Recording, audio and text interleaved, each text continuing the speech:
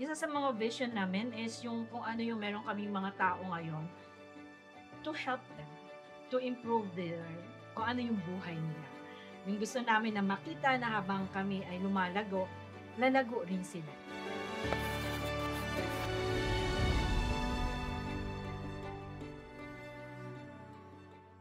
I'm Jerry Itulid, the owner of Daja Food Services.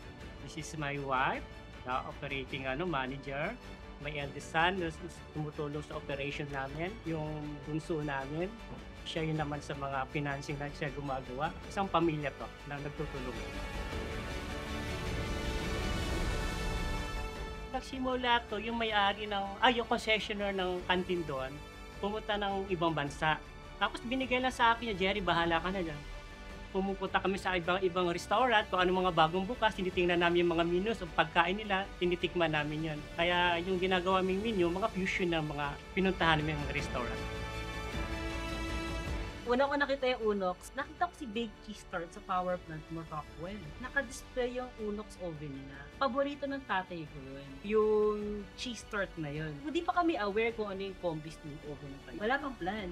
Then, eto nga nag-arise dahil umaakat yung volume ng production namin and kailangan namin ng consistency, technologically will suit mapapagaan ng mga trabaho ng aming mga cooks and chef. We also use this for roofing, minsan ng tinapay, storage minsan ng matagal na iba't ibang mga cooked dishes for longer shelf life. Pag nag-roast kami kasi dati, ilang deck lang ang nalalagay namin.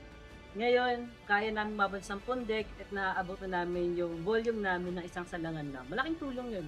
Talagang balak na yung magdagdag ng oven. Ay lalagay namin sa store namin para lalo yung bago nyo na yung oven na speed. Napakagaling. Talagang para kang fine dining. Ilalagay mo lang natin pagkain. Iba-ibang menu in one salang lang. Ang bilis. Pati yung mga embryo na to, yung vacuum, kailangan namin yan. Kailangan namin.